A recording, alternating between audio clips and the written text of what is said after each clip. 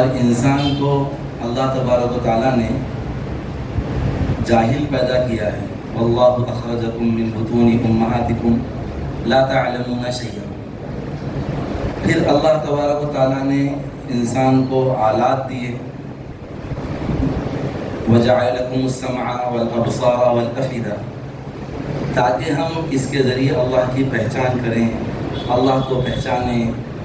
لیکن انسان دنیاوی زندگی میں لگ کر اتنا مشغول ہو گیا کہ اللہ ہی سے واقف نہیں ہے اور دنیاوی تمام چیزوں سے واقف ہے کہ پیسے کی اہمیت ہے، مال کی اہمیت ہے، ضروریات دنیاوی کی اہمیت ہے، لیکن اللہ سے واقف نہیں ہے، آخرت سے واقف نہیں ہے. من کان یرید الحرث الآخرۃ نزد له فی حرثہ ومن کان یرید حرث الدنیا نؤتیہ منها وما له فی الآخرۃ من نصیب. تو ہم کو اللہ کی پہچان دنیاوی زندگی میں رہ کر کرنا ہے. اور جو شخص بھی جس حال کے اندر مرے گا اسی حال میں اٹھایا جائے گا. جیسی زندگی گزارے گا ویسے مرے گا، اور جیسے مرے گا اسی حالت کے اندر اٹھایا جائے گا. اس پر تفصیلی گفتگو حضرت مولانا مصدق القاسمی صاحب انشاءاللہ فرمائیں گے. اس جلسے کا آغاز تلاوت کلام پاک سے کرنے کے لیے مفتی طیب صاحب قاسمی سے درخواست ہے کہ آئیں تلاوت کا آغاز.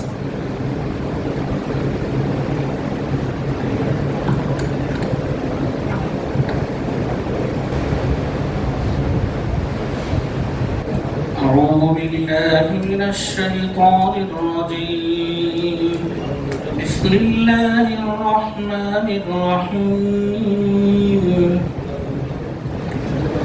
والسماء بنيناها بأيد وإنا لموسعون. والأرض فرشناها فنعم الماهدون.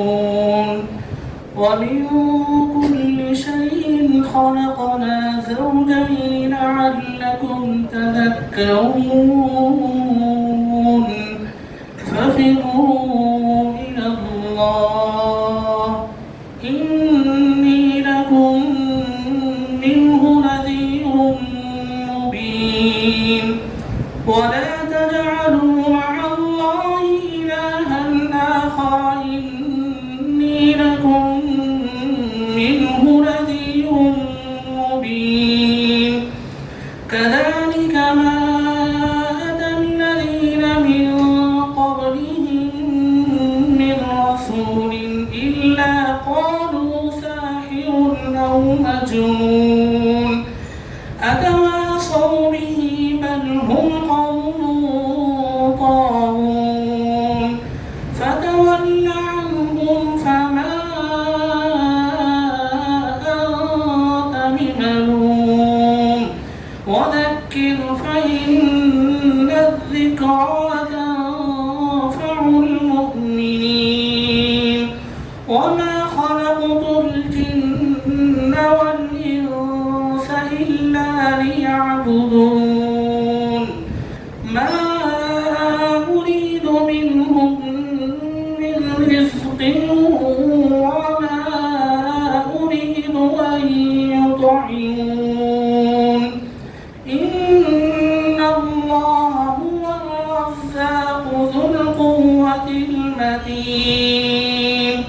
فإن للذين ظلموا ذنوبا مثل ذنوب أصحابهم فلا يستعجلون. فويل للذين كفروا من يومهم الذي يوعدون. صدق الله العظيم.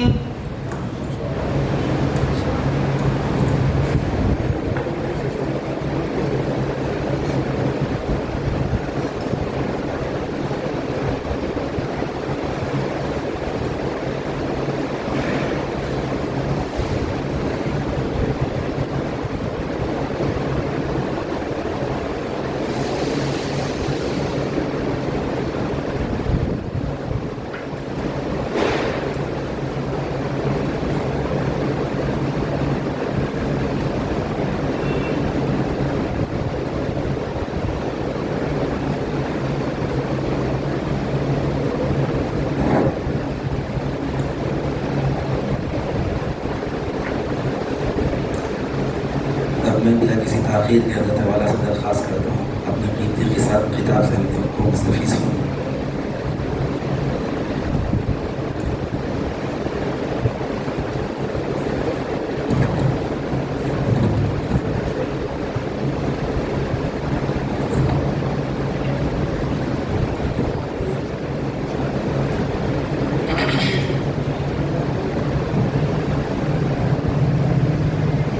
بسم اللہ الرحمن الرحیم. الحمد للہ کفا وسلام علی عباده الذین اصطفى. اما بعد فقد قال اللہ تبارک وتعالی فی القرآن المجید والفرقان الحمید. اعوذ باللہ من الشیطان الرجیم. بسم اللہ الرحمن الرحیم. ففروا الی اللہ انی لکم نذیر مبین. وقال تعالی یا ایہا الذین آمنوا توبوا الی اللہ توبۃ نصوحا. وقال اللہ تبارک وتعالی افلا یتوبون الی اللہ ویستغفرون واللہ غفور رحیم. انتہائی معزز و مکرم اساتذہ کرام، طلبہ عزیز، طالبات مطہرہ، سامعین کرام، بزرگان محترم، اللہ رب العزت نے اس دنیا کو بنایا ہے اور اس دنیا کو رب کائنات نے بہت سی چیزوں سے مزین فرمایا ہے. زین للناس حب الشہوات من النساء والبنین والقناطیر المقنطرة من الذهب والفضة والخیل المسومة والانعام والحرث ذلك متاع الحیاة الدنیا واللہ عنده حسن المآب. گویا یہ دنیا بہت چیزوں سے مزین ہے. اس آیت پاک کے اندر اللہ رب العزت دنیا کی زیب و زینت، اس کی آرائش اور اس کی خوبیوں کی طرف اشارہ فرما کر گویا انسانوں کو اس بات کی طرف آگاہ کر رہے ہیں کہ انسان اس کے اندر پھنس سکتا ہے. زین للناس، مزین کیا اللہ تعالیٰ نے لوگوں کے لیے حب الشہوات، خواہشات، ارمان، تمنائیں، شہوتیں، اس کی چاہتیں اللہ نے رکھی ہیں انسان کے لیے. اور سب سے پہلے اللہ تعالیٰ نے فرمایا من النساء. کبھی وہ عورتوں کے چکر میں پریشان ہو جاتا ہے، کبھی حسن و جمال اس کا دیکھ کر اپنی زندگی کو اس کے اندر کھپا دیتا ہے اور لگا دیتا ہے.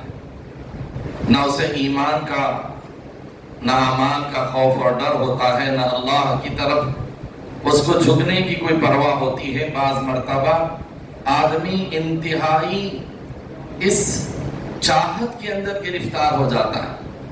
اگر آپ غور کریں تو اسی عورت سے گرفتاری نے قابیل کو حابیل کے قتل پر آمادہ کیا تھا، اور اسی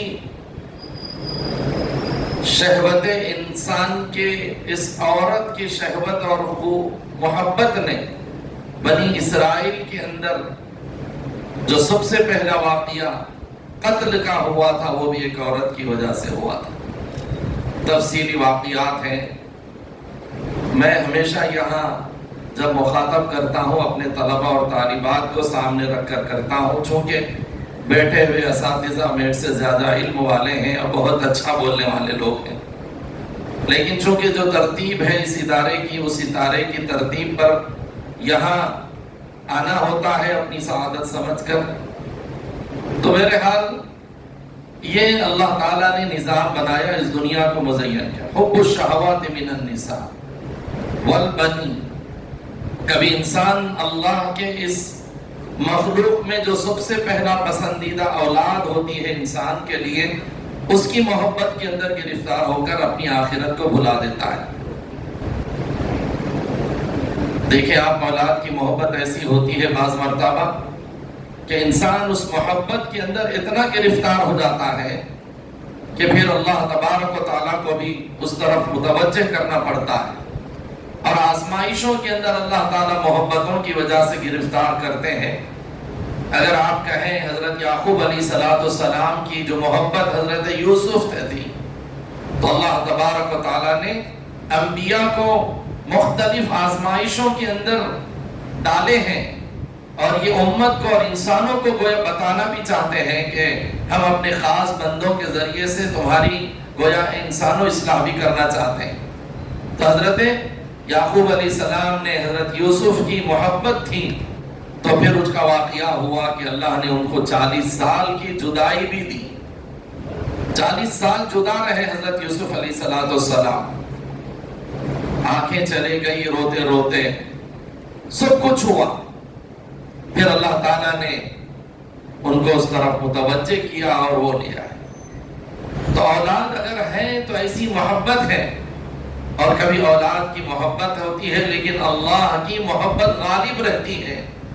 ابراہیم علیہ نبینا علیہ السلام اپنے بیٹوں کی محبت تھی، لیکن اللہ تبارک و تعالیٰ نے اس محبت کا امتحان ان سے لے کر اسماعیل علیہ السلام کو ایک کو تنہا چھوڑنے کا حکم دیا، چونکہ وہ اللہ کی محبت اپنے بیٹے کی محبت پر غالب رہی۔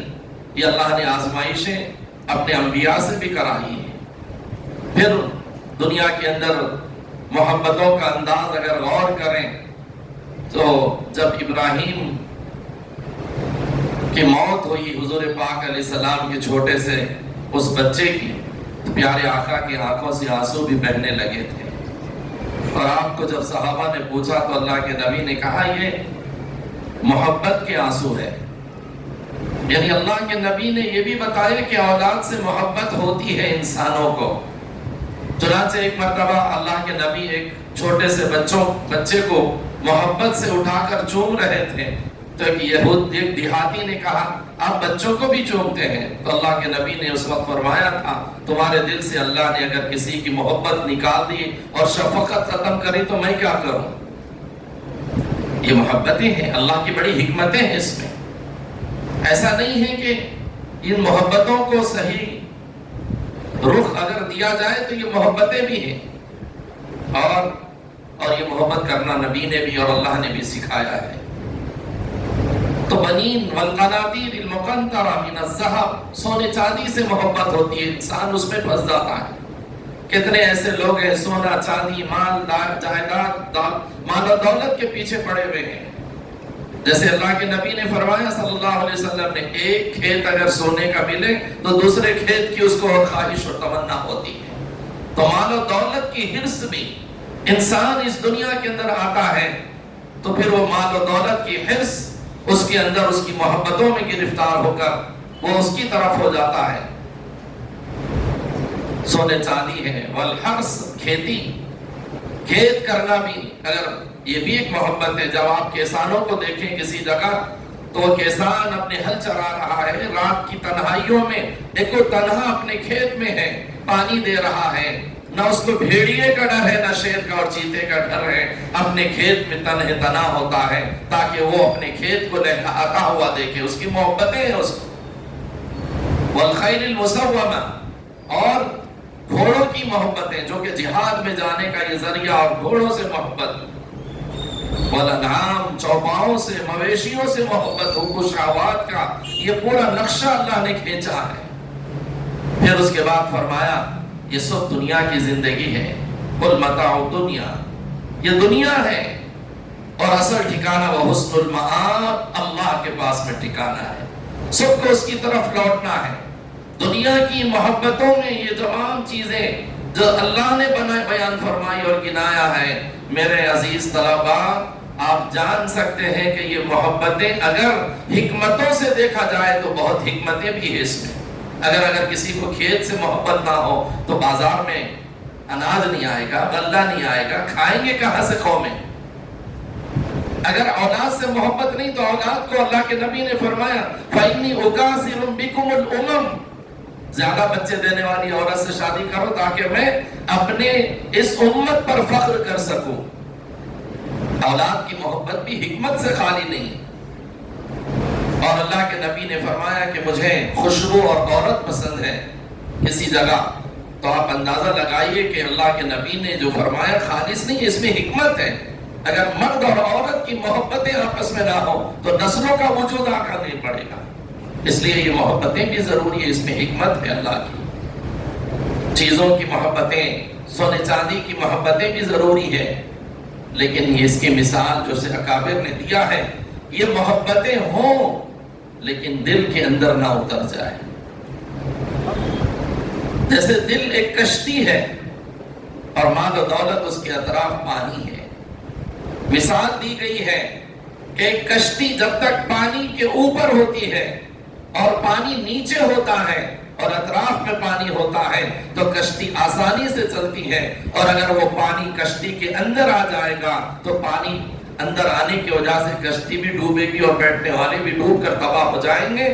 ایسے ہی اگر ان کی محبتیں اللہ کے لیے ہیں، چاہے بیوی کی ہو، عورت کی ہو، مال و دولت کی ہو، سونے چاندی کی ہو، مویشی کی ہو، کھیت کی ہو، اگر یہ محبتیں اللہ کے لیے ہیں اور یہ محبتیں دل کی گہرائی کے اندر نہیں ہیں بلکہ دل کے باہر باہر ہیں، تو یاد رکھیے کہ یہ کشتی کی مثال دے کر فرمایا کہ پھر انسان ڈوبے گا نہیں، اللہ سے دور نہیں ہوگا، اللہ سے قریب رہے گا وہ، اس لیے کہ اس کو جو قلب ہے وہ کشتی کے مانند اوپر ہے اور پانی جو ہے نیچے ہی ہے۔ گویا تمام چیزیں دنیا کی، اس کی زینتیں انسان کے اطراف میں گھری ہوئی ہے، لیکن وہ اس کو محبتوں کے اندر نہیں لیتا ہے۔ عزیز بچوں، میں یہ بات اس لیے عرض کرنا چاہ رہا ہے کہ دنیا اس وقت، دنیا کا انسان بہت بڑا طبقہ اہل ایمان کا بھی اللہ کی طرف سے ہٹ گیا، دنیا کی تمام چیزوں میں گھر گیا ہے، اور ایسا گھرا ہے اب اس کو اللہ یاد نہیں آ رہے ہیں، اللہ کی محبتیں ختم ہو گئی، اللہ کی طرف جھکنا اور اللہ کی طرف پلٹنا اس کو سمجھ میں نہیں آ رہا ہے۔ بعض مرتبہ آدمی رات ہے، دن ہے، صبح ہے، شام ہے، روز و شب اس کا دنیا اور دنیا کے اندر پھنسی ہوئی ہے، نہ کبھی وہ اللہ کو یاد کرتا ہے، نہ وہ اللہ کی طرف محبت کرتا ہے۔ وَأَنِيبُوا إِلَى اللَّهِ، جیسے ابھی ہمارے عزیزوں نے شروع میں کہا، اللہ کی طرف متوجہ ہونے کا خیال ہی نہیں آ رہا ہے اس کو اس طرف جھکنے کی طرف، اس لیے کہ ایسا مستی کا شکار ہے۔ عورتیں ہیں بھی تو مستی کا شکار ہیں، مرد ہیں تو بھی مستی کا شکار ہیں، جوان ہیں تو بھی دنیا میں گھرے ہوئے ہیں، بوڑھے ہیں تو دنیا میں گھرے ہوئے ہیں۔ آپ اگر واقعات کے اندر چلے جائیں گے تو آپ کو پتا چلے گا عزیزوں کہ اس وقت انسان دنیا ہی کو سب کچھ سمجھا ہوا ہے۔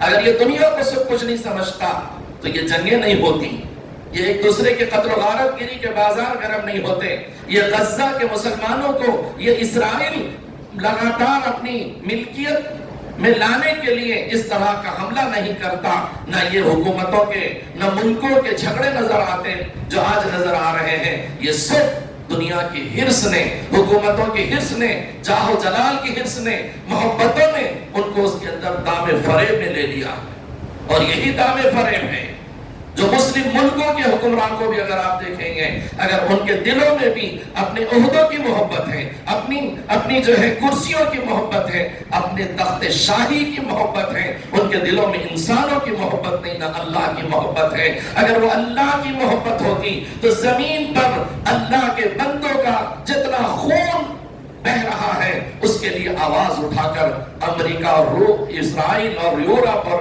مغربی تمام سلطنتوں کے آنکھوں میں آنکھ ڈال کر یہ مسلم حکمران بات کر سکتے تھے اگر ان کو اللہ کی طرف جانے کا یقین ہوتا کہ اس زمین پر اور اس دھرتی پر ناحق مسلمانوں کا خون بہا رہا ہے یہ، لیکن آپ دیکھ رہے ہیں کہ سب غلام بن کر اس لیے ایک سپر پاور طاقتوں کے پیچھے چل رہے ہیں۔ اس کا راز یہی ہے کہ ان کو اپنی گدیاں عزیز ہیں، میری گدی نہ چلی جائے۔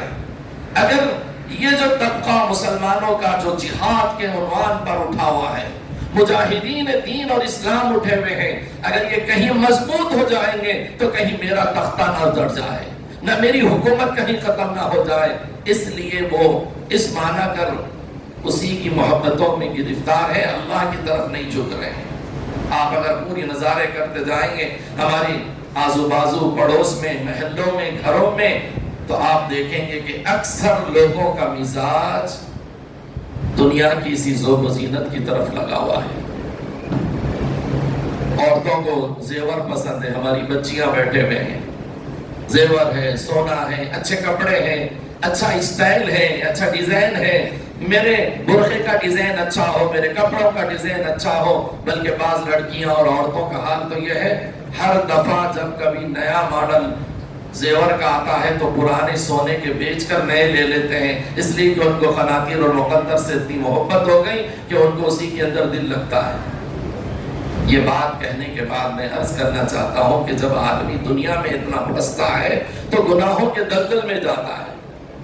سونے کے عنوان پر جائے, جان و دولت کے عنوان پر جائے, خواہشات کے عنوان پر جائے, اب گناہوں کے دلدل میں پھنستے چلے جاتا ہے. اور اتنا پھنستا ہے کہ پھر اس کو اللہ کی طرف لوٹنا نہیں آتا, متوجہ ہونا نہیں آتا. اسی لیے اللہ نے قرآن کریم کے اندر جگہ جگہ فرمایا ہے, اے میرے بندو تم دنیا میں پھنسو نہیں, تم آخرت کی ذرا فکر کر لو, تم میرے طرف لوٹ آؤ نا. اگر پھنس بھی جاؤ, اگر تم اس کے اندر گرفتار بھی ہو جاؤ, تم دنیا کی زیب و زینت اور خوشیوں میں اور تمام چیزوں میں اگر پھنس بھی جاؤ تو سوچو ذرا کہ میں ہوں تمہارا معبود, میں ہوں تمہارا پروردگار, میں ہوں تمہارا اللہ وحدہ لا شریک, میں وہ ہوں جو تمہیں دنیا میں بھی اور آخرت میں بھی تمہاری جو ہے ترقیات کے لیے میں ہی کروں گا, میری طرف لوٹ آؤ. اسی لیے اللہ تعالیٰ نے ان تمام گناہگاروں کو اور ان تمام دنیا کے تمام چیزوں میں پھنس کر اللہ کو بھلا دینے والوں کو اللہ نے فرمایا, یا ایھا الذین آمنوا توبوا الی اللہ توبۃ نصوحا. تابا یتوب توبۃ عربی کے بچے جانتے ہیں, ہماری بچیاں جانتے ہیں. تابا یتوب توبت کہتے ہیں لوٹ آنے کو, پلٹنے کو اور اپنی سابقہ زندگی کو چھوڑ کر اللہ کی طرف متوجہ ہونے. اللہ کی طرف لوٹ آؤ کا عنوان آپ کو اس وقت میں ہے. اللہ کی طرف دنیا کے ان تمام منجھیلوں سے, دنیا کی ان تمام خرافات سے, تمام دنیا کے گناہوں کے ان تمام فریبیوں سے ہٹ کر تم اللہ کی طرف متوجہ ہو. اور اللہ تعالیٰ فرما رہے ہیں, افلا یتوبون الی اللہ, کیوں نہیں تم اللہ کی طرف لوٹتے ہو, کیوں نہیں لوٹتے اللہ کی طرف؟ لوٹو تو صحیح اللہ کی طرف. کب تک دنیا کے جھمیلوں میں پھنسے رہو گے؟ ان گناہوں کی لذتوں میں, کوئی شراب کی لذت میں ہے, کوئی زنا کی لذت میں ہے, کوئی جوا کی لذت میں ہے, کوئی بدعمالی کی لذت میں ہے, کوئی دنیا کی تمام بالکل باطل افکار و نظریات کی لذتوں میں گرفتار ہے.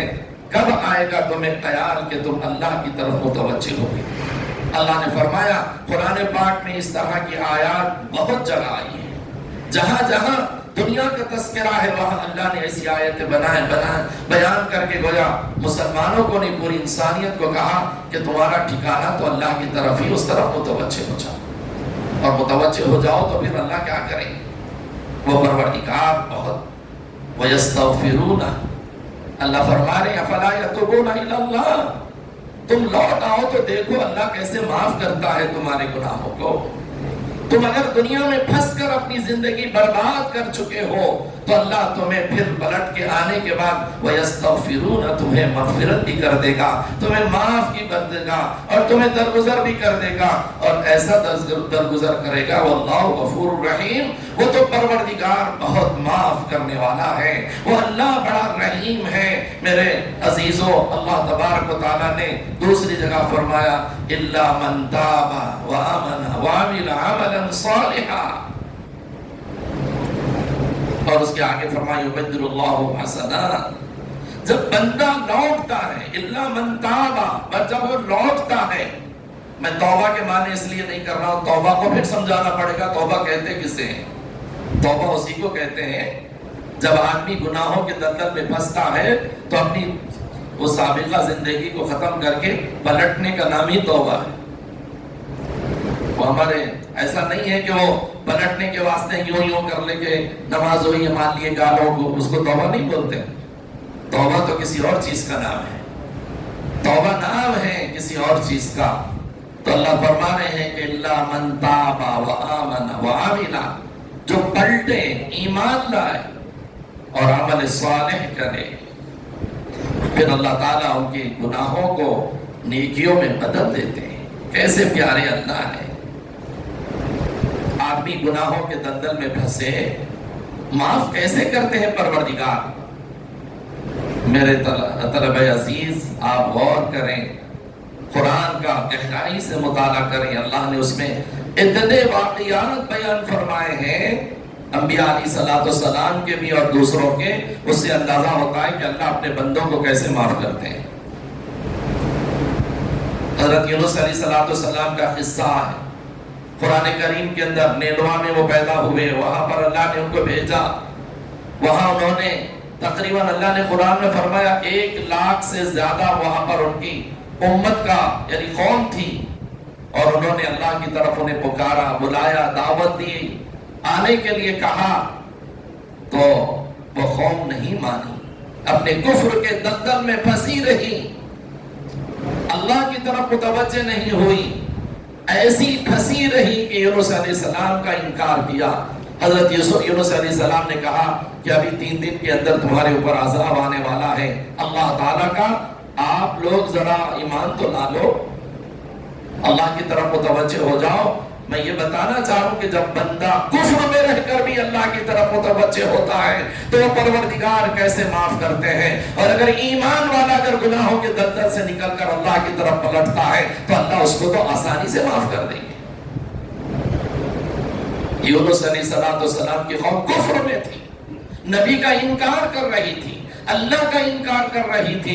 یونس علیہ السلام نے کہا کہ عذاب آنے والا ہے, لیکن یونس علیہ السلام اس عذاب سے پہلے ہی جب ان کی قوم ایمان قبول نہیں کی تو وہاں سے چل دیے کہ میری قوم تو نہیں مانے گی, میں یہاں کیوں رہوں, عذاب آ جائے گا. یہاں سے چوک ہوئی حضرت یونس علیہ السلام کی, چلے گئے, پوری قوم جمع ہوئی. دیکھو یونس تو ہے نہیں کیا گاؤں میں, دیکھا تو یونس علیہ السلام نہیں ہے, تو قوم سمجھنے لگی کہ اب تو عذاب آئے گا ہی کیسے بھی, اس لیے کہ یونس چلے گئے. تب سب جمع ہو جاؤ ایک جگہ. یہ کفر کے شیدائی تھے, اللہ کو نہیں ماننے والے تھے میرے عزیزوں. وہ جب سب ایک جگہ اکٹھا ہو کر جمع ہو کر اللہ کی طرف رونے لگے, متوجہ ہوئی اللہ, اللہ کی طرف آ گئے. نبی کی بات اب تک نہیں مانا تھا, لیکن پوری قوم جمع ہو کر اللہ سے رونے لگی, گڑ گڑانے لگی اور التجا کرنے لگی, اور اللہ کے نبی کو چلے جانے کے باوجود اللہ کی طرف متوجہ ہوئی. وہ پروردگار جو عذاب لانے والے تھے اس قوم کے رونے اور گڑ گڑانے پر اور اللہ کی طرف متوجہ ہونے پر اس کفر کے تمام ماننے والوں کو بھی اللہ نے عذاب سے محفوظ رکھ دیا, عذاب سے محفوظ رکھ دیا. یہ اللہ کی شان ہے کہ جب اللہ کی طرف بندہ لوٹتا ہے تو بڑا سا بڑا کفر بھی ہو تو اللہ اس کو معاف کرتے ہیں. اسی لیے کتنی مرتبہ صحابہ کے وہ واقعات آپ کے ذہن و دماغ میں رہنے چاہیے. بعض مرتبہ بعض صحابہ نے یہ کہا اے اللہ کے نبی ہم ایمان قبول کرنا چاہتے ہیں لیکن ہمارا بہت بڑے گناہ ہیں, بڑے ہم کفر میں ہیں, میں بہت زانی, میں بہت شرابی, بہت مختلف گناہوں میں. بعض صحابی جو بعد میں صحابہ بنے ہیں انہوں نے آ کر کہا اللہ کے نبی اگر میں ایمان لاؤں تو کیا میرے گناہ معاف ہو جائیں گے؟ اللہ کے نبی نے فرمایا تمہیں معلوم نہیں, ایمان تمام سابقہ گناہوں کو معاف کر دیتا ہے, ختم کرتا ہے. انہوں نے کہا نہیں اللہ کے نبی میرا بہت بڑا گناہ ہے. کہا کیا گناہ ہے؟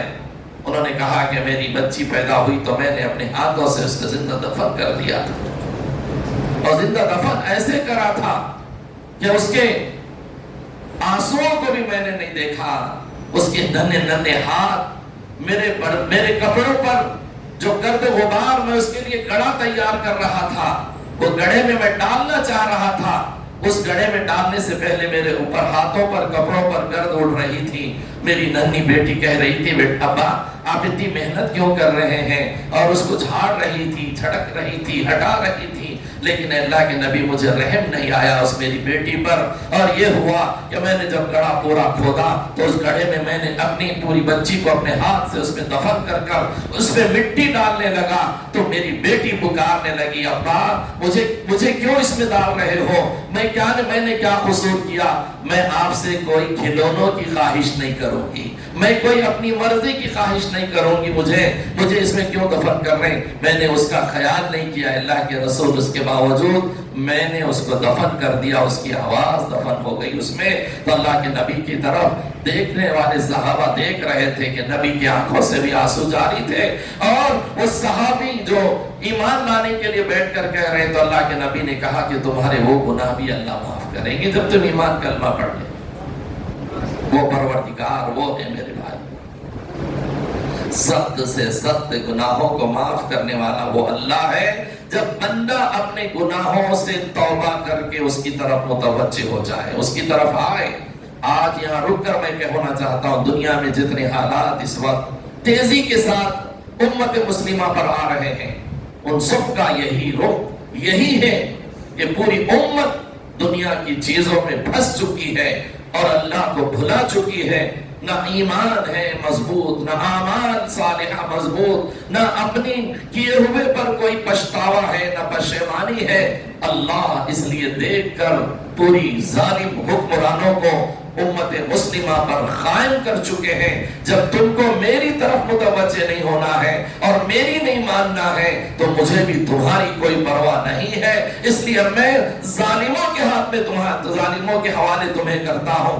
آج جتنے ملکوں کے اندر دنیا کے تمام خطوں میں اگر مسلمان پیسے جا رہے ہیں، ستائے جا رہے ہیں، کاٹے جا رہے ہیں، مارے جا رہے ہیں، اور اس ملک کے اندر بھی اگر کوئی حالات اور آفتیں آ رہی ہیں ہم سب کے اوپر، ان سب کا نتیجہ یہی ہے کہ مسلمانوں نے اللہ کو چھوڑا ہے اور اللہ کی طرف ان حالات میں بھی متوجہ ہونے کے لیے، اللہ کی طرف پلٹ آنے کے لیے تیار نہیں۔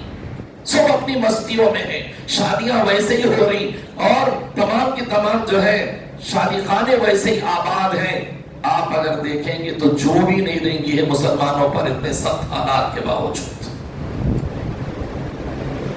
مسلمانوں پہ کوئی جو حالات نہیں تبدیل ہوئے، لیکن وہ اللہ کہہ رہے ہیں کہ اگر آج بھی تم بدل دو اپنے آپ کو، میں تمہیں پھر بتاؤں گا کہ میں اس دنیا کا نظام تمہارے ہاتھ میں دوں گا۔ اللہ تعالیٰ یہ کہہ رہے ہیں۔ اس لیے اللہ تعالیٰ کے طرف لوٹنے والوں کے حالات بھی اگر آپ پڑھیں گے تو پتہ چلے گا کہ کیسے کیسے اللہ کی طرف لوگوں نے اس گناہوں کے دلدل سے نکل کر اللہ کی طرف متوجہ ہوئے تو اللہ نے انہیں کیسے معاف کیا ہے۔ مشہور واقعات ہیں۔ حضرت موسیٰ نبی علیہ السلام کے دور میں ایک شرابی، بدماش، بہت زیادہ لوگوں کو ستانے والا، تکلیف دینے والا، اتنا ستاتا تھا، تکلیفیں دیتا تھا جس کا کوئی تصور نہیں۔ موسیٰ نبی علیہ السلام کی پوری قوم اس بستی کی بیزار ہو گئی۔ موسیٰ نبی علیہ السلام سے سب نے کہا اس کا بائیکاٹ کریں، اس کو نکالیں۔ اس کو نکالا گیا، باہر کر دیے، جنگل میں چلا گیا۔ ماں باپ چھوٹے، اولاد چھوٹی، بیوی چھوٹی، بستی چھوٹی، لوگ چھوٹے، سب چھوٹے۔ اور جب سب چلے، سب کو چھوڑ کر جب جنگل میں پہنچا، اکیلا تنہا، اس تنہا صورتحال کے اندر اس کا کچھ بھی نہیں ہو رہا ہے، پریشان ہے، جاں بلب ہے، جان جانے کے ضربے ہیں۔ ایسی صورتحال کے اندر اس نے اللہ سے، اللہ کی طرف متوجہ ہو گیا۔ فَفِرُّوا إِلَى اللَّهِ إِنِّي لَكُمْ نَذِيرٌ مُبِينٌ۔ اللہ کی طرف لوٹو، اللہ کی طرف آؤ۔ جب تم سب سے بے ہٹ جاؤ، سب تم کو چھوڑ دیں، سب تمہارے حالات کی کوئی خبر گیری نہ کرے، کون ہے وہ حسن المآب؟ وہی ٹھکانہ ہے اللہ کا، اسی کی طرف متوجہ ہونا ہے۔ وہی ایک ٹھکانہ ہے، وہی ایک پناہ گاہ ہے، پوری انسانوں کے لیے پناہ گاہ ہے تو اللہ کی پناہ گاہ ہے۔ اگر وہ اللہ کی پناہ گاہ کی طرف اگر آج بھی مسلمان متوجہ ہو جائے گا تو اللہ کی پناہ ایسی ہے، وہ اللہ ہم کو اپنی پناہ میں لے گا اور پورے دشمنوں کو اللہ اپنا انتقام سے بڑا بدلہ لے لے گا انشاءاللہ۔ لیکن پناہ گاہ میں آنے کو تیار نہیں۔ تو موسیٰ علیہ السلام کا وہ بستی سے نکالا ہوا شخص پناہ گاہ تلاش کرا، جان جانے سے پہلے اس نے اللہ سے طرف متوجہ ہوا، اللہ کی طرف لوٹ گیا، گویا شراب سے، گناہ سے، ستانے سے، سب سے بدماشی سے، سب سے چھٹ کر اللہ کی طرف لوٹ آیا تو اللہ تبارک و تعالیٰ نے کیا کیا؟ حضرت موسیٰ نبینا علیہ الصلوۃ والسلام کو وحی دی، میرا ایک نیک بندہ انتقال کر گیا ہے فلاں جنگل میں، آپ جاؤ اور جا کر اس میرے نیک بندے کی غسل دو، تجہیز و تکفین کرو اور اس کو نماز جنازہ پڑھا کر اس کو دفن کر دو۔ موسیٰ علیہ السلام نے پوری بستی کے لوگوں کو جمع کر کر لے کر گئے، جا کر دیکھا تو وہی شخص ہے جس کو باہر کر دیا گیا تھا، وہی انسان ہے جو شرابی تھا، کبابی تھا، جس سے پوری قوم پریشان تھی۔ وہاں گئے تو دیکھا کہ وہی شخص ہے۔ موسیٰ کلیم اللہ تو تھے، اللہ سے اللہ کی طرف متوجہ، اللہ یہ کیا ماجرا ہے، یہ تو ایسا انسان تھا۔ اللہ نے اس وقت کہا میرے عزیزوں کہ میرا یہ بندہ جب تم سب سے ہٹ گیا تو اس نے میری طرف اپنے آپ کو متوجہ کیا، میری طرف آیا اور مجھ سے التجا کی اور یہ کہا کہ اللہ سب تو مجھ سے چھوٹ گئے، آپ میرے مولا ہیں، میرے پروردگار ہیں، آپ ہی میرے سب کچھ ہیں، اے اللہ آپ مجھے معاف کر دیجئے۔ تو اللہ نے اس وقت موسیٰ علیہ السلام سے کہا میں نے اس کی دعا کو قبول کیا، چونکہ وہ میری طرف لوٹ آیا ہے اور میری طرف متوجہ ہوا ہے، تو میری رحمت اور میری شفقت اتنی ہے کہ اللہ تبارک و تعالیٰ نے کہا میں اس کو اپنی ولایت سے نواز کر اس کو اٹھا رہا ہوں، اس لیے اس کو یہ مقام دیا، ولی بنایا اللہ نے ان کو۔ پھر پیغمبر کو ڈھونی کے جا کر وہاں پر نماز اس کی تجہیز و تکفین کرنے کے لیے کہا۔ کیا نکلتا ہے اس سے واقعے سے؟ یہی تو نکلتا ہے کہ بندہ جب اللہ کی طرف پھر سے لوٹ آتا ہے تو اس کا دامن رحمت، اس کی دامن غفاریت، اس کی دامن شفقت، اس کی دامن غفوریت اتنی ہے میرے بھائیوں کہ وہ اپنے دامن رحمت میں شرابیوں کو بھی معاف کرتا ہے، جوانیوں کو بھی معاف کرتا ہے، زانیوں کو بھی معاف کرتا ہے، دنیا کی محبتوں میں پھنس کر اللہ کو بھول جانے والوں کو بھی معاف کرتا ہے۔ کاش ہم اللہ کی طرف ایسے متوجہ ہوتے جیسے ہونا چاہیے۔ ہم متوجہ نہیں ہیں ابھی بھی، اسی لیے ہم پڑھنے میں کمزور ہیں، ہمیں قرآن یاد نہیں ہو رہا، ہمیں شریعت یاد نہیں ہو رہی، ہمیں کتابیں یاد نہیں ہو رہی، ہمیں کوئی صحت و مندی ہمارے طرف قدم نہیں چوم رہی ہے۔ اس کی وجہ یہ ہے کہ ہم خالص توبہ نہیں کر رہے ہیں، سرسری توجہ اللہ کی طرف کرتے ہیں۔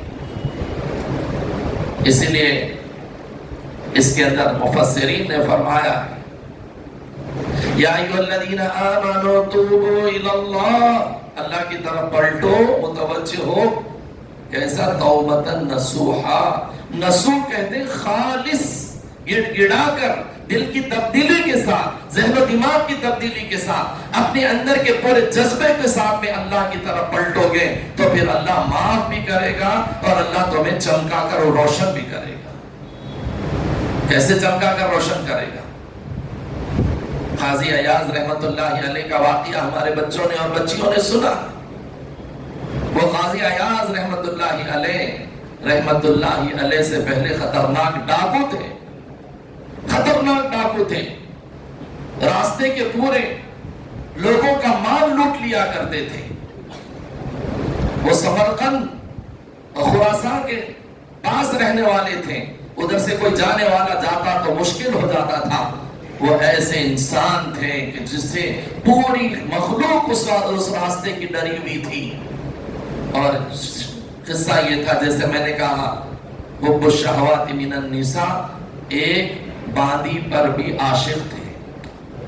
عربی کی بہت سی کتابوں میں ان کا واقعہ لکھا ہوا ہے کہ وہ ایک جاریہ کا لفظ ہے کہ باندی پر بھی عاشق تھے، ایک لڑکی پر، نوجوان پر عاشق تھے۔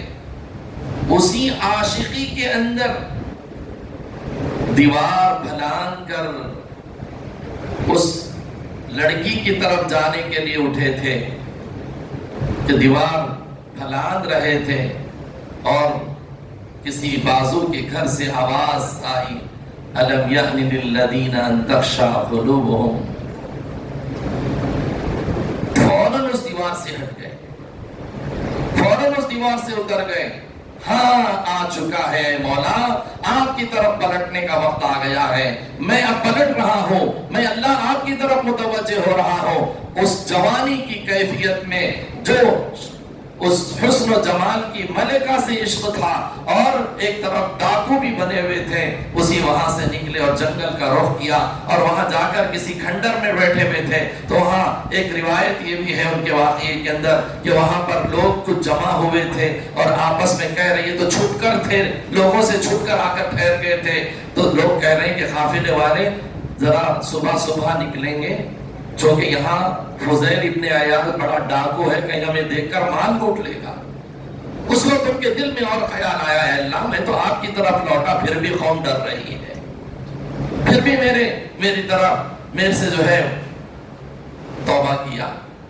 پھر اللہ کے ایسے دل دادا بنے اور اللہ کے ایسے قریب بنے، اللہ کی طرف ایسے متوجہ ہوئے میرے عزیزوں، کہ پھر انہوں نے کہا میں اب سب چھوڑتا ہوں.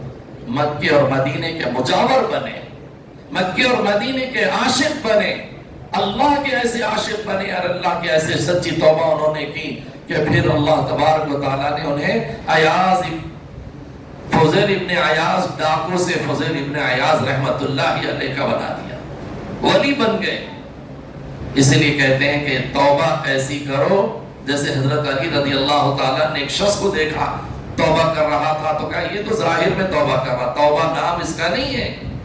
انہوں نے کہا کہ پہلا تو یہ ہے کہ اپنے کیے ہوئے تمام برائیوں پر شرمندہ ہو.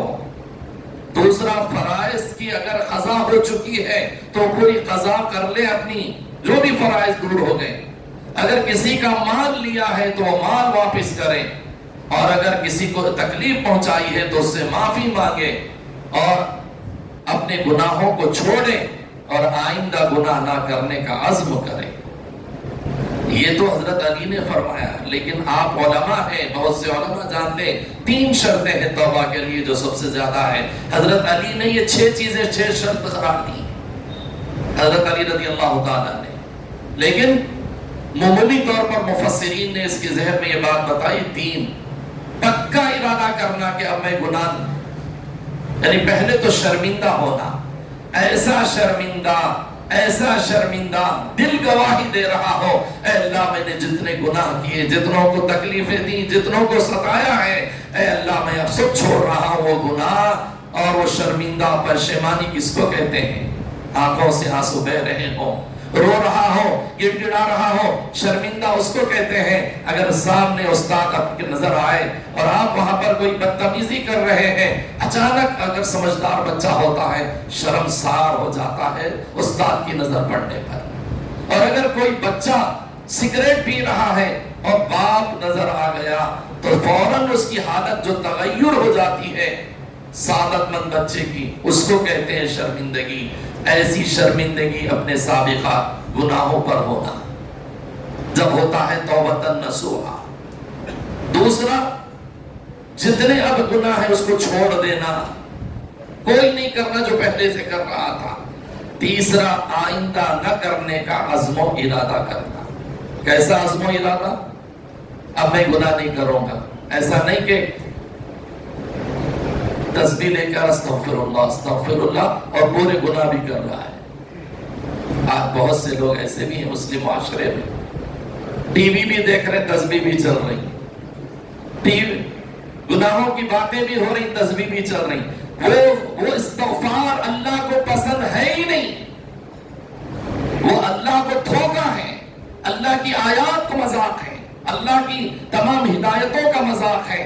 مسلمانوں کا ایک طبقہ استغفر اللہ ربی من کل ذنب صبح شام تسبیح تو پڑھتا ہے لیکن سچی توبہ نہیں کرتا اور اپنے گناہوں پر ندامت کے ساتھ اس کو نہیں چھوڑتا اور اس کو ہٹانے کے لیے بالکل تیار نہیں ہوتا. ایسی توبہ اللہ کے پاس قابل قبول نہیں ہے. وہی توبہ قابل قبول ہے.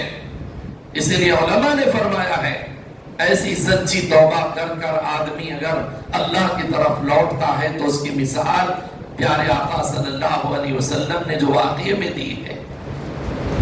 اللہ کو کیسے خوشی ہوتی ہے جیسے وہ بندے کو خوشی ہوئی. ایک آدمی اپنی سواری لے کر جا رہا ہے، اس پر پانی بھی ہے، کھانا بھی ہے، زاد راہ بھی ہے، سب کچھ ضروریات ہیں۔ جاتے جاتے کسی درخت کے نیچے ٹھہرا، تھوڑا سا آرام کرنے کے لیے، آنکھ کھلی تو وہ سواری غائب ہے۔ آنکھ کھلی تو وہ سواری غائب ہے جس کے اوپر کھانے کا سامان، پینا سب ہے، تو وہ شخص کتنا پریشان ہوتا۔ ابھی اگر کبھی ایئرپورٹ پر ایک اگر بیاگ نہیں آیا تو پسینے نکل جاتے، ارے میرا بیاگ چھوٹ گیا۔ اگر کبھی آپ اسکول مدرسے سے نکلتے ہوئے آپ کی کوئی کتاب نہیں مل رہی، ادھر ادھر دیکھ کے پریشان ہوتا کہ وہ فون چھوٹ گیا کسی کا، جو فون سے بہت محبت ہے نا آج کل سب کو، اگر وہ فون نہیں مل رہا، تھوڑی دیر کے لیے کوئی کہیں جبا دیا، پسینہ ہو جائے گا، ارے میرا فون میرا فون میرا فون میرا فون، اس لیے کہ کوئی اس کی زندگی ختم ہوگی سمجھتا ہے۔ ایسی صورتحال تو شخص کا، جانور جس کے اوپر پورا ساز و سامان ہے، کہیں چلا گیا اور آنکھ کھلی تو غائب ہے۔ وہ تلاش کر رہا، پورا چاروں طرف تلاش کر رہا، کہیں نہیں مل رہا، ادھر دیکھا جنگل میں، ادھر دیکھا، تھک ہار کر آ کر درخت کے نیچے بیٹھا تو اچانک دیکھا کہ وہ سواری اس کے سامنے آ کر کھڑی ہے۔ ایک قول یہ بھی ہے کہ کسی درخت پر اٹک گئی، وہاں اس کی نظر پڑی اور دیکھا، کتنی خوشی ہوگی اگر کسی کو اگر اپنی پوری چیز، پوری پونجی ختم ہو جائے اور پھر دوبارہ مل جائے، کتنی خوشی ہوتی ہے۔ علماء نے فرمایا نہیں بلکہ روایات میں ہے کہ وہ اس خوشی میں یہ کہنے لگتا ہے وہ شخص، اے اللہ تو میرا بندہ، میں تیرا مالک۔ آدمی جب خوش ہو جاتا ہے تو جملے بھی گڑبڑ ہو جاتے ہیں، اس گڑبڑ میں وہ کیا کہہ رہا ہے اس کو بھی خود پتا نہیں۔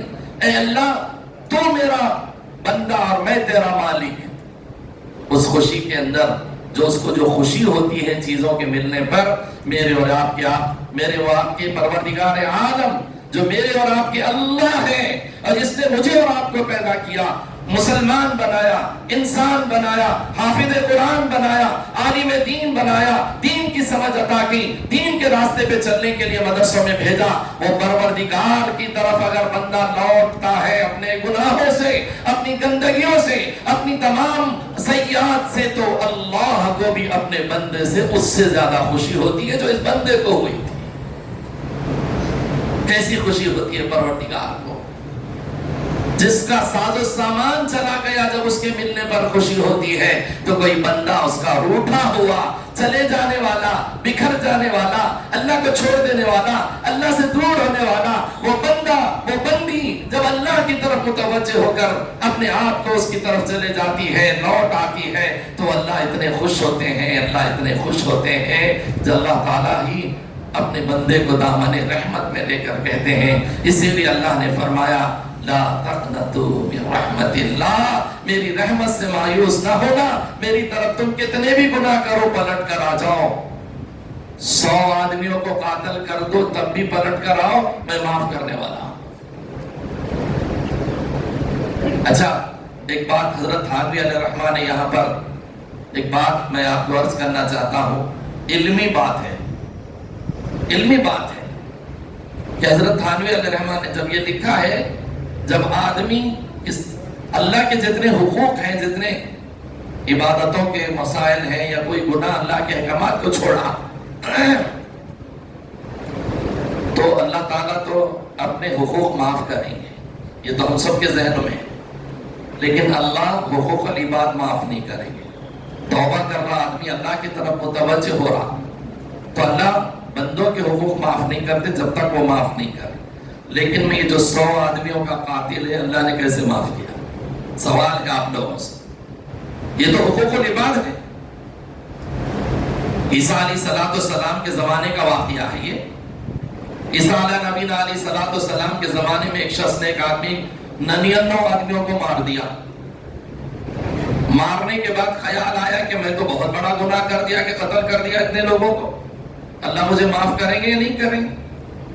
تو ایک پادری کے پاس گیا، پادری نے کہا کیسا معاف کریں گے، 99 آدمیوں کو مارا تھا۔ تو اس نے کہا چل پورے 100 کر دیں گے، اس کو بھی مار دیا، پادری کو بھی مار دیا۔ پھر اس کو کسی نے کہا کہ وہ فلاں راہب کے پاس جاؤ. پادری چھوٹا ہوتا ہے, گویا سمجھو ایسا حافظ, پھر عالم اور مفتی. آج کل مفتی کا شوق ہے نا, وہ راہب ہے, مفتی راہب ہے.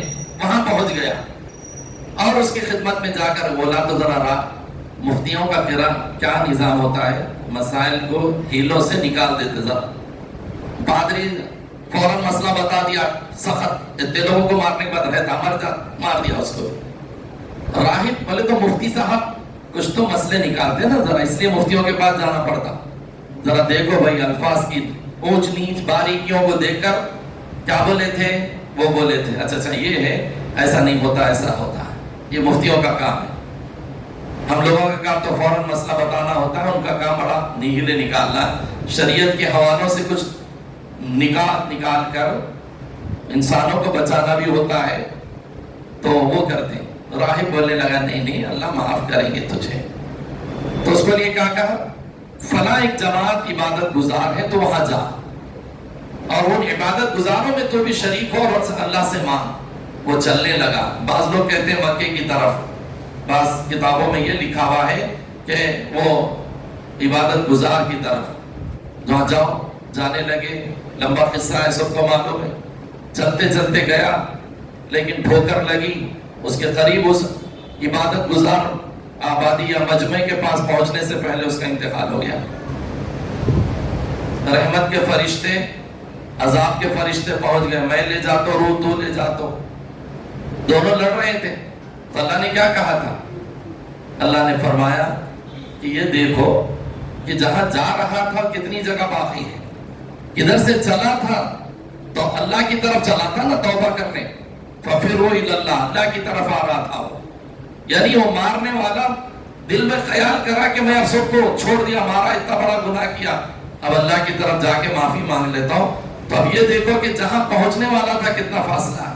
وہاں کا فاصلہ فرشتوں نے دیکھا تو کم تھا, تو کہا رحمت کے فرشتے لے جائیں. یہاں آپ غور کریں کہ یہ حقوق العباد ہے, اللہ کا حق تو نہیں ہے. حضرت تھانوی علیہ رحمہ کہتے ہیں مجھے بہت دنوں تک سمجھ میں نہیں آیا ہے کہ اللہ تعالیٰ حقوق العباد کیسے معاف کرے. تو لیکن انہوں نے کہا ہے کہ اللہ تعالیٰ گویا حقوق العباد بھی معاف کر سکتے ہیں اس شرط پر کہ جب آدمی تہہ دل سے اللہ کی طرف رجوع ہو کر ان انسانوں کے احوال اور ان کے سلسلے میں فکر مند ہو جائے کہ میں نے کیا, یا کہ کسی کا حق طلب کرا فلا کیا. بہت سے لوگ ایسے ہوتے ہیں اگر ان کو یہ پابند کر دیا جائے کہ ان سے معافی مانگو جا کر, تو اپنی انا کے واسطے نہیں جا سکتے. حالانکہ حقوق العباد کی معافی اسی وقت ہے جب کہ بندہ اپنے کیے ہوئے کسی کو تکلیف دینے والے کے جا کے مجھے معاف کر دو بھائی, میں لے لیا چیزیں, میں ستایا, میں غیبت بولا, تب ہے وہ معافی. لیکن یہاں یہ بندے نے عیسیٰ علیہ السلام کے زمانے کے بندے نے اللہ کے بندے اور مخلوق پر گویا درس کھا کر ہی نکلا تھا, اللہ نے اس کی طرف ہے. پھر دوسری بات تھانوی علیہ رحمہ نے لکھی ہے, اللہ کو کیا ضرورت تھی مقدار گننے کی, اللہ تو معاف کر دینا تھا نا. یہ دیکھو کہ دیکھو اس کے دل کو تو دیکھے تھے کہ وہ توبہ کرنے کے لیے نکلا اللہ کی طرف. تو اللہ حضرت تھانوی علیہ رحمہ نے فرمایا اس کو میں نے بہت سوچا کہ اللہ نے چاہے تو اللہ معافی کر دینا چاہیے تھا نا. تو اس کا جواب دل میں آیا کہ اللہ اس کو معافی کر دیے تھے, لیکن انسانوں کو بتانے کے لیے کہ تم اپنی مقدار اللہ کی طرف کتنا چلتے ہو. خالی نہیں میں اللہ کی طرف ہو گیا, اللہ کی طرف ہو گیا, استغفر اللہ سے نہیں کام چلے گا. اللہ یہ بتانا چاہ رہے تھے اس گنتی کو دیکھو کہ میرا بندہ کتنی مقدار میری طرف متوجہ ہوا, میری طرف کتنا دوڑ کر آیا, میری طرف کتنی چل کر آیا. یہ غور کرو, یہ نہیں کہ بس بیٹھے بیٹھے تھوڑی بہت دعا کر لیا اور مجھے معاف کر دو, اس سے کام نہیں چلتا میرے عزیزو. مطلب یہ ہوا کہ جب اللہ کی طرف متوجہ ہو تو ایسے خالص متوجہ ہونے کی ضرورت ہے کہ جب اللہ کی طرف جھکو تو ایسا جھکو اللہ کے ہو جاؤ. اللہ کی طرف متوجہ ہو جانا اس کو کہتے ہیں. یہ نہیں کہ بس استغفار کی کثرت کر لیتے ہوئے خاموش بیٹھے پھر گناہ پہ گناہ کر رہے ہیں. اللہ تعالیٰ اس کو بھی معاف کرتے ہیں, یہ اللہ کا فضل ہے. اس لیے علماء نے فرمایا اگر آپ سے کوئی گناہ ہو گیا تو اللہ سے مغفرت طلب کرو, لوٹو, توبہ کرو, پھر توبہ ٹوٹے, پھر پھر توبہ کرو، پھر توبہ ٹوٹی، پھر توبہ کرو۔ اس لیے اللہ کے نبی صلی اللہ علیہ وسلم کو دیکھو، پیارے آقا صلی اللہ علیہ وسلم فرماتے ہیں میں دن میں 100 مرتبہ اللہ سے استغفار کرتا ہوں۔ کون کہہ رہے ہیں؟ وہ معصوم نبی کہہ رہے ہیں جو معصوم عن الخطا والنسیان ہے، وہ جو اللہ تعالیٰ کے پیغمبر ہیں۔ اللہ نے انا فتحنا لک فتحا مبینا میں لیغفر لک اللہ ما تقدم من ذنبک کہہ کر یہ کہا اگلے پچھلے سب گناہ معاف ہیں، لیکن وہ نبی، وہ میرا اور آپ کا آقا، وہ میرے اور آپ کے سید الکونین صلی اللہ علیہ وسلم آقا 100 مرتبہ اللہ کی طرف استغفار کریں۔ میں گنہگار، خطاکار، میری صبح سے لے کے شام تک آنکھیں گندی، زبان گندی، کان گندے، چلنا گندا، ہاتھ گندے، ظلم و ستم کی انتہا نہیں۔ میری زبان کے ذریعے سے میرے کتنے لوگوں کو میں روزانہ تکلیف دیتا ہوں، آنکھوں سے کتنی غلط چیزیں دیکھتا ہوں، چاہے فون میں دیکھتا ہوں، چاہے جو ہے کسی اور طرف نظر اٹھا کر دیکھتا ہوں، لیکن کبھی میری نظر میری زبان پر استغفار نہیں آتا۔ میری زبان کو اللہ کی طرف متوجہ ہونے کے لیے میں تیار نہیں۔ ہم کیسے بندے ہیں، اس نبی کے نام لینے والے کیسے امتی ہیں جو نبی تو یہ کہہ رہا ہو اور ان کا نام ماننے والے کا حال یہ ہے کہ گناہوں کے دلدل میں پھنسا ہے، لیکن اللہ کی طرف متوجہ ہونے کے لیے کوئی تیار نہیں۔ اللہ کی طرف متوجہ ہو تو اللہ کیسے کرتے ہیں؟ ایک شخص کے کئی بیٹے ہیں، ایک بیٹا پورا مال و دولت لے کر اپنے باپ سے چلا گیا اور اس کے 3-4 بیٹے اس کی خدمت میں سعادت مندی کے ساتھ ہیں، باپ کی خدمت بھی کر رہے ہیں، مال کا سب مسئلہ اس کی خدمتیں کر رہے ہیں، اسی کے پاس ہے۔ لیکن ایک بیٹا اپنی پوری جائیداد لے کر باہر چلا گیا، ماں باپ کو ستا کر تکلیف دے کر گیا، پورا کھا پی کر اڑا کر پریشان ہو کر فقیر بن گیا۔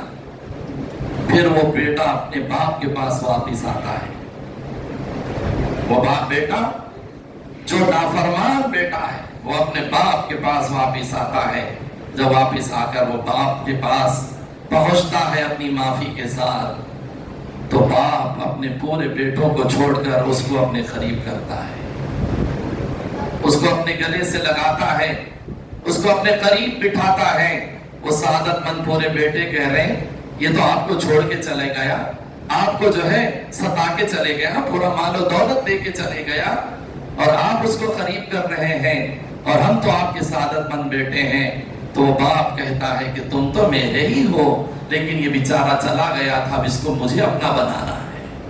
ایک باپ جب اپنے بیٹے کو قریب کرتا ہے اور ایک ماں جب اپنے بیٹے کو، وہ بیٹا یا وہ بیٹی جو اپنے ماں باپ کو ستا کر چلے جاتے ہیں تکلیف دے کر، جب آ کر گڑ گڑا کر اپنے ماں باپ کے قدموں پر گرتے ہیں، تو وہ ماں وہ باپ جو اپنے بیٹے کو پھر سے کلیجے کو لگا لیتے ہیں۔ کتنے واقعات ہیں میرے بھائیوں، میرے عزیزوں، کہ بعض بچیاں گھروں سے دوڑ کر چلے گئی، شادیاں کر لیں، اولاد ہو گئی، ماں باپ نے کہا کہ میرے نظر نہیں دیکھوں گا، نہیں اٹھاؤں گا، لیکن وہ بچیاں پھر آئی پلٹ کر، تو وہی ماں باپ اپنے بچوں کو قریب کر کے کہتے ہیں میری اولاد ہی تو ہے، بدنام کری تھی لیکن میری اولاد تو ہے۔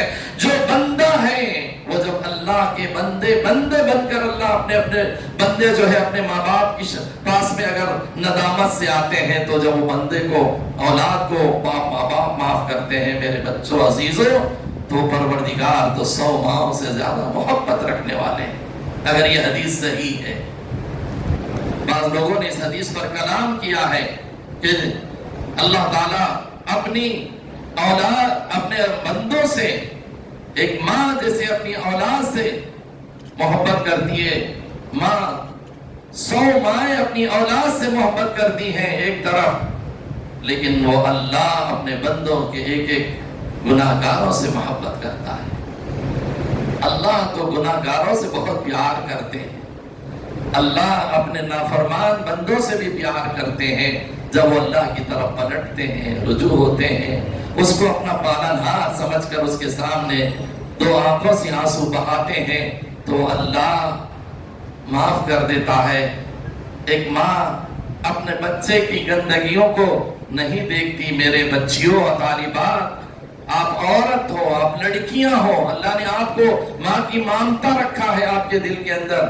ایک بچی اور ایک جب ماں بنتی ہے اور وہ ماں اپنے اس بچے کو یہ نہیں دیکھتی کہ پیشاب میں ہے، یہ نہیں دیکھتی کہ گندا ہے اس کا لباس، یہ نہیں دیکھتی کہ میرا بچہ غلاظت میں کھیل رہا ہے، خوب رو رہا ہے، خوب بلک رہا ہے، خوب پیاسا تڑپ رہا ہے، خوب کھانے کے لیے بے چین ہے یا کوئی مرض کے لیے بے چین ہے، تو وہ ماں اپنی سردی کو بھول جاتی ہے، اس کو اٹھا کر اپنے کلیجے سے لگا لیتی ہے. وہ ماں اپنے اس گندے بچے کو تڑپتا ہوا اپنے قریب کر لیتی ہے. وہ ماں کی محبت تو ایک درجہ ہے، وہ ماں سے زیادہ محبت رکھنے والا اللہ اس گندے بندے کو جب بندہ اس کی طرف متوجہ ہوتا ہے، وہ گندا بندہ اللہ کی طرف رجوع کرتا ہے اور افلا یتوبون الی اللہ وتوبوا الی اللہ، اللہ کی طرف متوجہ ہو کر دوڑ کر آ جاتا ہے، تو وہ پروردگار اس ماں سے زیادہ اس بچے کو اپنے بندے کو قریب کر لیتے ہیں. اس لیے کون ہے جو اللہ کی طرف رجوع کرے؟ ہم سب کو اللہ کی طرف اپنی ذاتوں کو، تنہائیوں کی غلطیوں کو بھی رجوع کرنا ہے. ہم بہت زیادہ سفید بنتے ہیں. میں اپنی بات کہہ رہا ہوں، مجھے بڑا عالم کہیں گے لوگ، میری سفید لباس کو دیکھ کر کہیں گے کہ بہت مولانا اچھے ہیں، لیکن میری تنہائیاں کیا ہیں، میں تنہائیوں میں کیا کرتا ہوں، اس پر اللہ نے پردہ ڈالا ہے. وہ ستار العیوب پردہ ڈال کر لوگوں کی نگاہوں سے بچایا ہوا ہے. اگر ہماری اندر کی کیفیتیں اور ہماری خلوتیں اگر لوگوں کے سامنے آ جائے گی تو یاد رکھنا کہ لوگ ہم سے بات نہیں کر سکے. ایسے بعض چیزیں ہم ڈر کر مخلوق سے، لوگوں سے ڈر کر کرتے ہیں، لیکن وہ اللہ تو ہمیں دیکھ رہا ہے، پالنہار. اس لیے اس پروردگار کی طرف ہمیں توبۃ نصوحہ کے ساتھ متوجہ ہونے کی ضرورت ہے، رجوع کرنے کی ضرورت ہے، اللہ کی طرف دوڑنے کی ضرورت ہے. ہمیں نہیں، اس وقت پورے امت مسلمہ کو صرف اللہ کی طرف رجوع ہونا ہے. جب رجوع کریں گے پوری امت، اگر پوری 100% بھی امت نہیں کرے گی، 60% بھی نہیں، اگر 51% بھی مسلمان اپنے گناہوں کے دلدل سے نکل کر، اللہ کی نافرمانیوں سے نکل کر، اللہ کی بغاوتوں سے نکل کر، اللہ کے احکامات کو جو توڑ رہے ہیں اس سے نکل کر پروردگار کی طرف صرف 51% امت مسلمہ آج بھی اگر اللہ کی طرف پلٹے گی اور دوڑے گی، اللہ حالات بنا ڈالیں گے انشاءاللہ، حالات سنوار دیں گے انشاءاللہ پوری دنیا کے. لیکن ہماری پوری مسلمانوں کی جو صورتحال غفلت میں، جمود میں، تعطل میں، اللہ کی نافرمانی میں اور معصیت میں اتنی گرفتار ہے کہ ان کو کوئی پتہ ہی نہیں چل رہا کہ کیا حالات آ رہے ہیں، کیا پریشانیاں ہو رہی ہیں، کیا مصیبتیں آ رہی ہیں، کتنی بلائیں برس رہی ہیں. کوئی خیال نہیں ہے کہ سب اللہ کی طرف سے آ رہی ہیں. جیسا کہ کہا گیا وما ظہر الفساد فی البر والبحر بما کسبت ایدی الناس. آگے تو اللہ تعالیٰ یہی فرما رہے ہیں کہ تمہارے ہاتھوں کی کمائی ہے لیکن میری طرف رجوع کرو. آگے کی آیت کا ٹکڑا ہے، جب رجوع کرو، پلٹو گے تو میں پورے حالات بنا دوں گا. آج بھی حالات بنانے کے لیے اللہ تیار ہے. ہمیں اللہ کی طرف متوجہ ہونے اور پلٹنے، اس کی رحمت میں واپس جانے کی ضرورت ہے. اللہ تعالیٰ ہم سب کو توبہ نصوحہ، اپنے اندر کی تمام جذبات اور خواہشات اور دنیا کے پھندوں میں ہم جو گناہوں کے دلدل میں پھنسے ہیں اس سے نکل کر اللہ کے نیک بندے بن جائیں، اللہ کے نیک بندوں کی طرف ہمارا شمار ہو جائے. اس کے لیے اللہ ہم سب کو فکر نصیب فرمائے، توجہ نصیب فرمائے. میں شاید اس جو ہے عنوان کا حق ادا کیا یا نہیں کیا، لیکن مجھے ہمارے عزیزم مولانا زکریا فہد صاحب نے صرف کل فون کیا تھا اور کہا تھا کہ تمہیں آنا ہے. چونکہ یہاں کے ادارے سے اور یہاں کے اساتذہ سے، ناظم مدرسہ سے ایک تعلق، ایک محبت ہے، اور ان کی باتوں کی طرف توجہ کر کے آ گیا اور کہا کہ عنوان کیا ہے، تو کہا آپ ہی کہہ دو. میں نے کہا آپ ہی بولو. تو انہوں نے جو بولا شاید وہ میں اس کا حق ادا کر سکا نہیں، ان کے ذہن میں کیا تھا، میں نے کیا کہا، لیکن میرے جو سمجھ میں آیا کہ اللہ کی طرف توجہ کرنا یہی ہے کہ اللہ تعالیٰ کی طرف جو اللہ نے الا من تاب میں کہا، افلا یتوبون میں کہا، یا ایھا الذین آمنوا توبوا الی اللہ میں کہا، اور ایسی کئی آیتوں میں اللہ نے اپنی طرف رجوع کرنے کے لیے ففروا الی اللہ کہا. یہ سب تقاضے ہیں اللہ کی طرف پلٹنے کی، اسی میں ہماری کامیابی ہے. اللہ ہم سب کو عمل کی توفیق سے مالا مال فرمائے.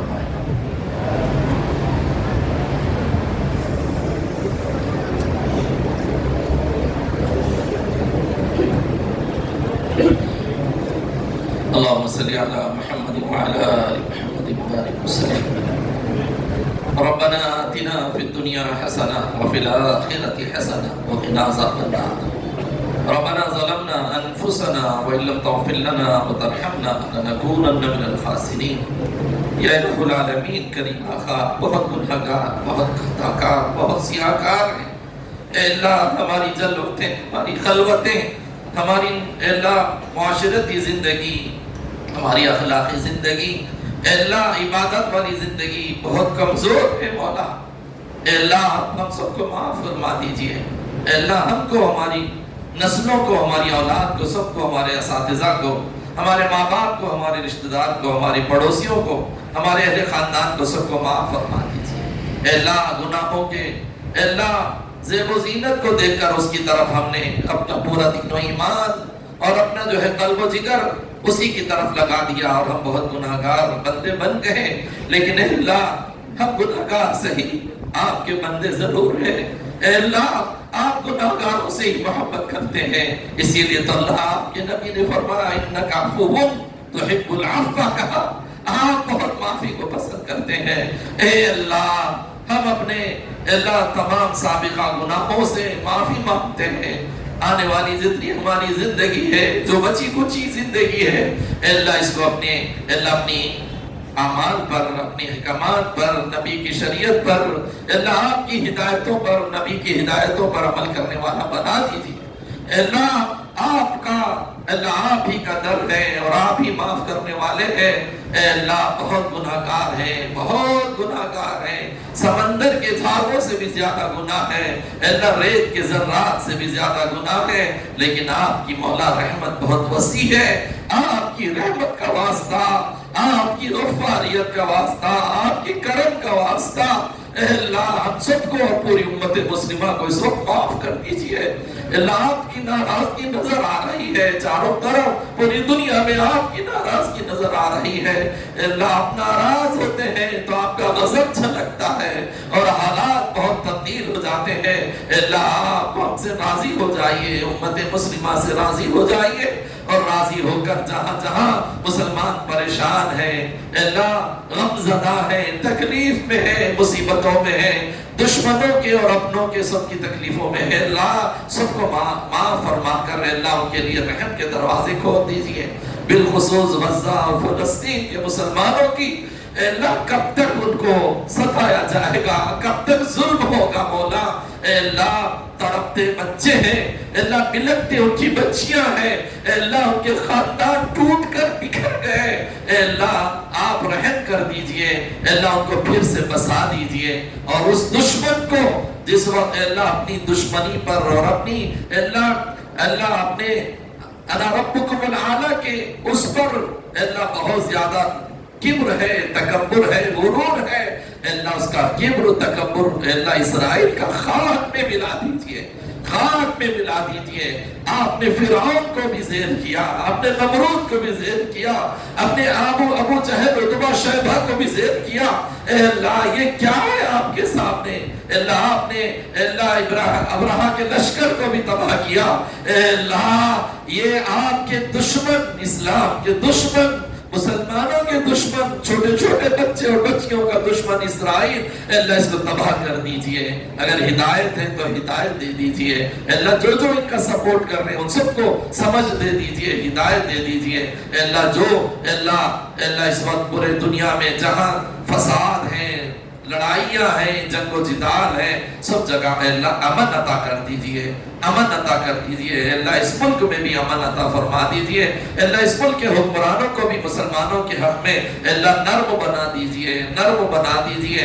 اللہ یہ مدارس کے خلاف، مسجدوں کے خلاف، مسلمانوں کے خلاف، مسلمانوں کے اللہ اوقاف کے خلاف اللہ ان کے نظریے بدل چکے.